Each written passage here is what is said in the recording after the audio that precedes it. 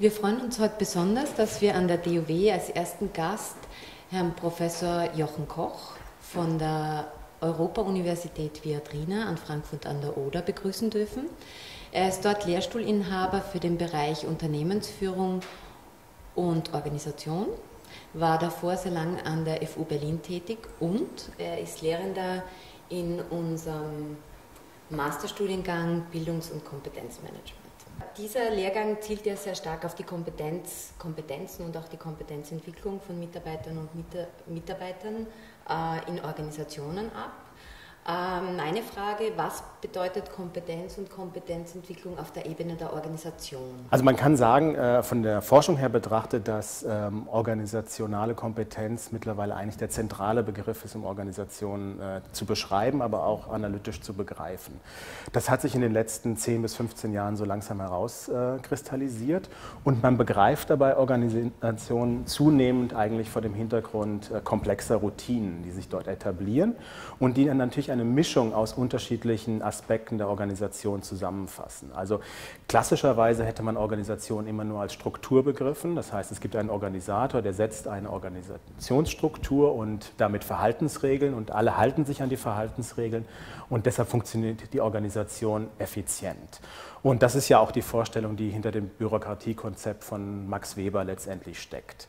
Und man hat aber festgestellt, dass natürlich Organisationen auch effizient sein können und vielleicht sehr viel effizienter, wenn sie von Regeln abweichen. Und die Frage ist natürlich, wie passiert das am besten? Und dann gibt es die lange Diskussion über Unternehmenskultur und informale Organisation. Und deshalb ist, glaube ich, das Zusammenspiel schon mal ein zentrales, um Organisationen zu begreifen.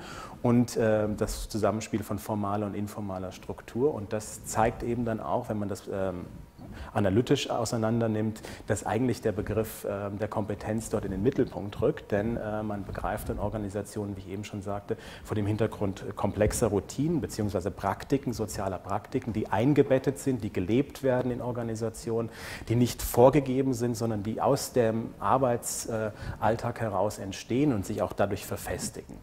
Und dann gibt es natürlich auch, das ist der positive Teil der Kompetenz, er ist ja eigentlich positiv besetzt, der Begriff, es gibt eben auch den Schattenaspekt davon. Nicht? Also es gibt hochkompetente Organisationen, die aber am Markt vorbei produzieren, die eigentlich nur noch das machen, was sie aus der Vergangenheit heraus mit Erfolg bestätigt bekommen haben, aber die Umwelt ändert sich. Und die Organisation ist sozusagen eigentlich nicht mehr fähig, sich den Umweltveränderungen anzupassen. Und es gibt einen schönen Satz von Leonard Barton, einer Forscherin aus den USA, die gesagt hat, der einzige Unterschied zwischen einer Kernrigidität, also Core Rigidity, und einer Kernkompetenz, einer Core Competence, ist Competitive Advantage, also ist der Wettbewerbsvorteil. Das heißt, eine Organisation kann identisch sein von ihrer Kompetenzstruktur her, aber in unterschiedlichen Umweltsituationen. Die eine ist hoch erfolgreich, die andere nicht. Und das ist natürlich das Problem für viele Unternehmen, für erfolgreiche Unternehmen und Organisationen, das rechtzeitig zu erkennen. Und deshalb gehört zu einem Kompetenzmanagement natürlich auch dazu, die eigenen Kompetenzen reflektieren zu können und zu erkennen, wann muss man im Prinzip auch daran etwas ändern. Und da kann man sich natürlich sehr lange mit beschäftigen, was ich sehr gerne tue. Und das ist eigentlich auch der Hauptaspekt, warum auch der Kompetenzbegriff, glaube ich, sowohl von der Forschung, aber als auch von der Lehre her einer der Zentralbegriffe für das Begreifen von Organisationen darstellt. Sie haben jetzt sehr stark die Perspektive der Organisation in den Mittelpunkt gestellt. Das ist ja auch Ihr Schwerpunkt im Rahmen des Lehrgangs.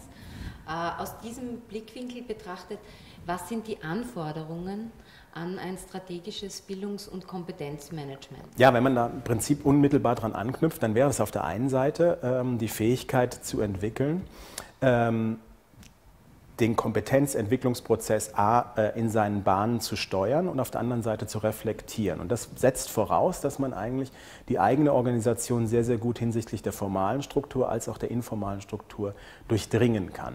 Das ist der eine zentrale Aspekt. Der zweite zentrale Aspekt, der mit eine Rolle spielt, ist, das weiß man aus dem Verhältnis von Strategie und Organisation. Also da auch klassischerweise hätte man immer gedacht, die Strategie bestimmt die Organisationsstruktur. Das heißt, die Aufgabe, die ich mir setze, eine Marktaufgabe in beispielsweise Automobile zu produzieren, bedeutet, dass ich eine ganz bestimmte Organisationsstruktur brauche. Auch da ist man lange von ab und weiß heute, dass die Struktur, die Organisationsstruktur auch Strategien hervorbringen kann und auch das in sehr positivem Sinne, also sogenannte emergente Strategien.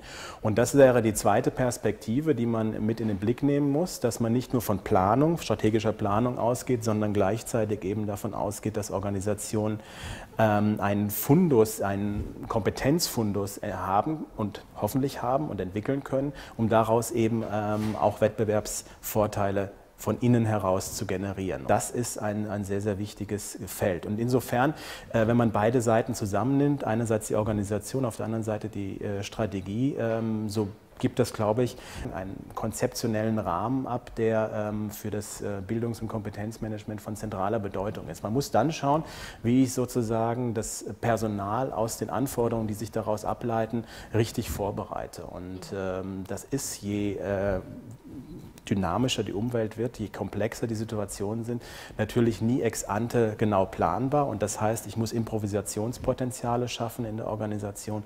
Und wie schaffe ich die am besten? Ja, man muss auf sehr vieles vorbereitet sein und man muss das, was man, glaube ich, macht, auch auf einem hohen Maße versuchen zu reflektieren, um zu sehen, dass es auch andere Wege gibt. Und ein Aspekt der permanenten Lernorganisation wäre so eine Sache, die organisational von Bedeutung wäre, und das andere eben eine Unterscheidung, die von Robert Burgelman stammt, einem Forscher von der Stanford University, der unterscheidet zwischen den Strategien, die man intentional plant, und das, was autonom aus der Organisation herauskommt.